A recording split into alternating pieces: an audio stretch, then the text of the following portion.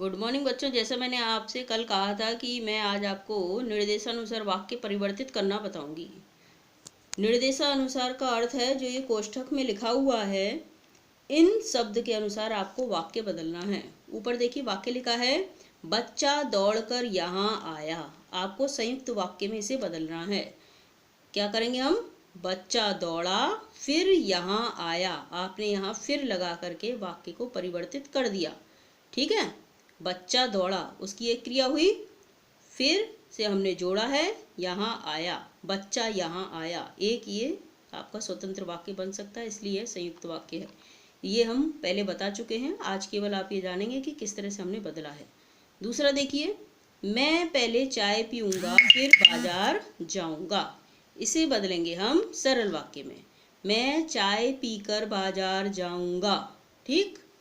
तीसरा देखिए, लड़के ने सड़ा हुआ आम खाया। लड़के ने सड़ा हुआ आम खाया, सरल वाक्य में लिखा है। हम इसको संयुक्त वाक्य में बदलेंगे, आम सड़ा हुआ था फिर भी लड़के ने खाया। हम बोले आम सड़ा हुआ था, एक वाक्य हो गया, फिर को हटा दीजिए फिर भी को, फिर बोले लड़के ने आम खाया, दो वाक्य बन जाते हैं। ठीक है। अब चौथा देखिए, चोर घर में घुसे और पुलिस आ गई। मिश्र वाक्य में बदलते हैं इसे हम।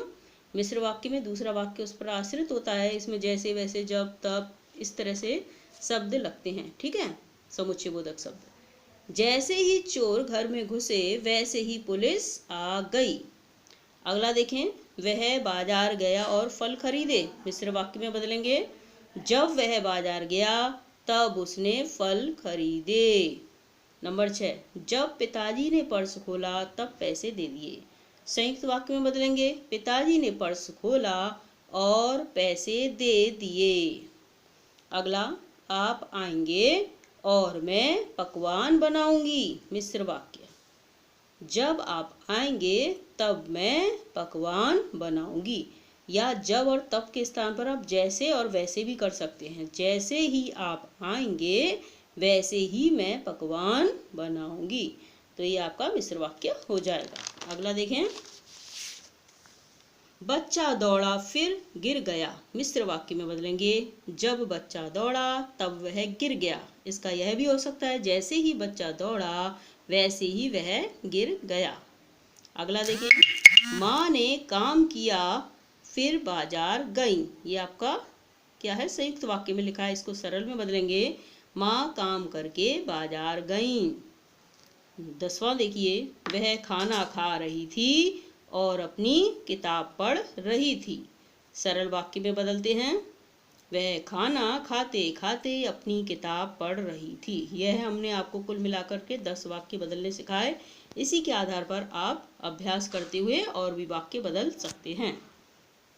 अब देखिए, उपवाक्य कैसे पहचाने की आपको उपवाक्य बताना है रेखांकित वाक्यों को। इस तरह से आपका प्रश्न आता है तो आपको दिमाग में रखना है कि संज्ञा उपवाक्य वह होते हैं जो कि समुच्चय बोधक से जुड़े होते हैं। विशेषण उपवाक्य वे होते हैं जो जिसे जिसने इन समुच्चय बोधक से जुड़े होते हैं। ठीक है। तथा क्रिया विशेषण उपवाक्य वे होते हैं जो जहाँ जब जैसे इन से जुड़े होते हैं। जहाँ जब जैसे से जुड़े होते हैं। ठीक है, ये बीच में आते हैं। अब देखिए, उदाहरण के तौर पर हम आपको यूं ही बता देते हैं। जैसे कि संज्ञा उपवाक्य लिखा है, संज्ञा उपवाक्य आपको बताना है कि यह संज्ञा उपवाक्य। तो आप कैसे बताएंगे?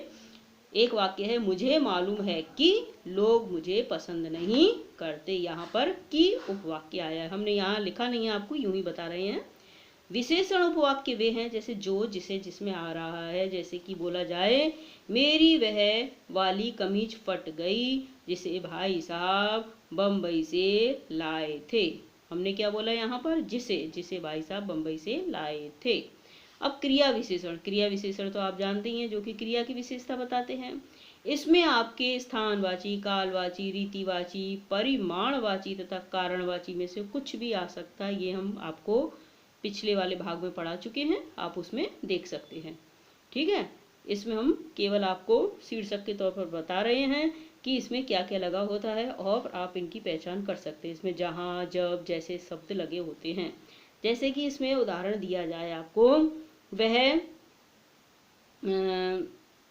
स्थानवाची के अनुसार बताते हैं। जहां तुम जाओगे मैं भी वहीं आऊंगा। जहां आ गए यहाँ पर, यहाँ आपको पता चल जाएगा ये क्रिया विशेषण उपवाक्य है। ठीक है, इसी तरह से आप दूसरा एक और देख लीजिए। जैसे मैं जैसे ही उसके पास गया वैसे ही वह वहां से चला गया। अब ये आपका हो गया क्रिया विशेषण उपवाक्य, क्योंकि चले जाने की बात हो रही है और पास में जाने की बात हो रही है, तो क्रिया की बात तो आ ही रही है यहाँ पर। तो जैसे वैसे हमने आपको अभी बताया। इस तरह से आप अच्छी तरह से वाक्य समझ चुके होंगे। यही हमारा वाक्य का जो भाग है, पूरी पढ़ाई यहाँ पर वाक्य से संबंधित खत्म होती है। आगे हम जब पढ़ाएंगे आपको सूचित कर देंगे। इसके बाद वैसे तो हम जो आपका काव्य खंड है उसे पढ़ाएंगे। व्याकरण को अभी विराम देंगे कुछ समय के लिए।